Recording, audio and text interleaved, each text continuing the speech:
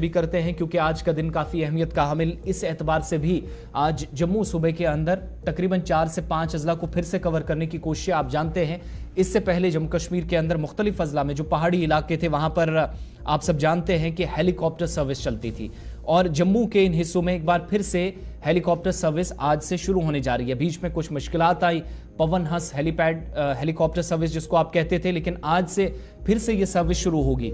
सफर और भी आसान होगा और हो सकता है किराए में किसी तरह की रियायत हो, मगर एक बात आपको बताना जरूरी है कि राजौरी, पुंछ, डोडा, किश्तवाड़ जहां ऑलरेडी ये सर्विस चल रही थी, बीच में रोक दी गई थी। काफी मुश्किलात हुकूमती सतह पर भी आई और इन प्राइवेट कंपनियों की तरफ से जो तैयारी इन इलाकों में भेजे जाते थे उस हवाले से भी काफी मुसीबत रही 2019-20 के बाद, जिसकी वजह से बीच में जाकर रोक दिया गया और अब जाकर सूबाई सतह की एक अहम तरीन मीटिंग हुई जिसमें डिविजनल कमिश्नर जम्मू के साथ साथ दीगर जो मुतलकीन थे वो इस मीटिंग का हिस्सा बने और आज बाज़ाब्ता तौर पर जम्मू के इन पहाड़ी इलाकों के अंदर जितने भी डिप्टी कमिश्नर्स हैं उनको कहा गया है कि नोडल ऑफिसर तैनात करें और हेलीपैड्स के साथ साथ बाकी जो लॉजिस्टिक सपोर्ट है वो प्रोवाइड करने के लिए फौरी तौर पर इकदाम उठाएं। जिन जिन को जिम्मेदारियां दी जानी हैं मुकर्रर मुद्दत के अंदर, और मुद्दत तो ज्यादा अब रही है नहीं उस हिसाब से, चूंकि आज ये काम सारा होने जा रहा है। लेकिन उससे पहले गुलिस्तान न्यूज़ नुमाइंदा अनिल शर्मा के पास भी हम चलेंगे। एक बात आपको सिविल सेक्रेटरीट से भी सुनाना जरूरी है। जब ये मीटिंग हुई तो मीटिंग में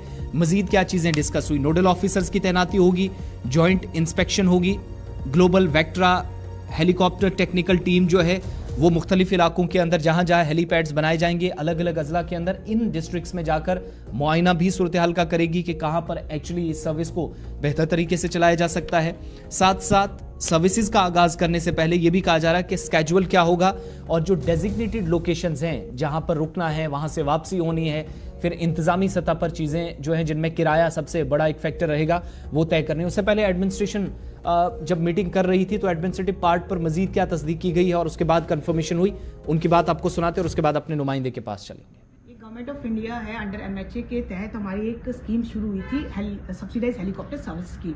उसमें ये था कि मोस्ट ऑफ द टाइम ये होता था कि जब विंटर्स आती थी तो रोड कनेक्टिविटी जो थी वो कट जाती थी लोगों में, और कई नीडी लोग होते थे, कई पैसेंजर्स होते थे लोकल रेजिडेंट्स के, जिनको कि वहाँ से शिफ्ट करना बहुत मुश्किल हो जाता। कोई मेडिकल एवैक्यूएशन हो गया, कोई किसी को किसकी ज़रूरत हो जाती थी, तो उसके लिए ये स्कीम जो है चलती आ रही है 2017 से।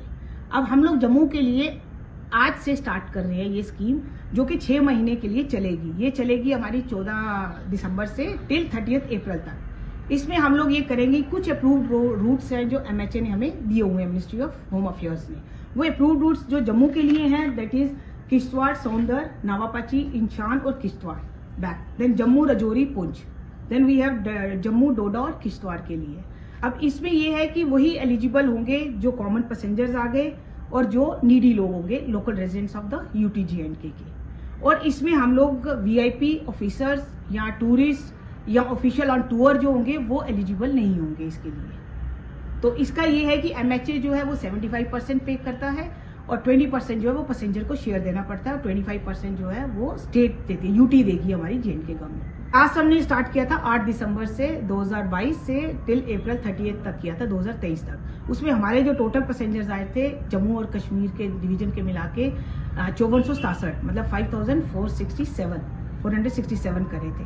उसमें से जो थे जम्मू के जो थे वो 34672 थे। तो उसके हिसाब से ये देखा गया कि लोगों का अच्छा रिस्पांस रहा है और मोस्टली जो है मेडिकल एवैक्यूएशन के लिए लोगों को बहुत हेल्प हुआ। एडमिनिस्ट्रेशन ने क्या डिसाइड किया वो आपके सामने रखा है। हमारे साथ अनिल शर्मा भी जम्मू से ज्वाइन किए। अनिल, क्या और डिटेल्स हैं और स्केड्यूल को लेकर कोई बात सामने आई है? आज जिन लोगों को किश्तवाड़, डोडा, राजौरी, पुंछ जाना होगा क्या टाइमिंग तकरीबन सेट होगी? और चूंकि किराए को लेकर अभी भी कंफ्यूजन है, जहां कहा जा रहा है सिर्फ 25% पैसेंजर्स को बेयर करना है, 75% मिनिस्ट्री ऑफ होम अफेयर्स बाकी जो खर्च है वो उठाएगी। थोड़ा सा और बताइएगा डिटेल वाइज, अगर कोई बजरिया हेलीकॉप्टर जाना चाहे इन पहाड़ी इलाकों में तो क्या करना होगा और कैसे? देखिए, सबसे बड़ी बात ये निकल कर आ रही है कि नोडल ऑफिसर्स को भी नियुक्त कर दिया गया है। अगर किसी को मेडिकल इमरजेंसी सेवा प्रदान करनी है और चाहिए तो उसके साथ साथ आपको नोडल ऑफिसर जो है वो प्रोवाइड कराएगा। और कहीं ना कहीं जिसमें एवेक्यूएशन की बात करते हैं तो इसमें पूरे बतौरे तरीके के साथ जो है सिविल एडमिनिस्ट्रेशन की बात करते हैं तो उनके जो नुमाइंदे हैं उन्होंने साफ गुलिस्तान से एक्सक्लूसिव बातचीत में ये साफ जाहिर किया है कि जो एमएच है वो 75% जो है इसका जो पूरी तरह से खर्च जो है वो उठाती है, और 20% जो है वो आम नागरिक को उठाना होगा, और 5% जो है वो यूटी एडमिनिस्ट्रेशन जो है वो पूरी तरह से योगदान देगी।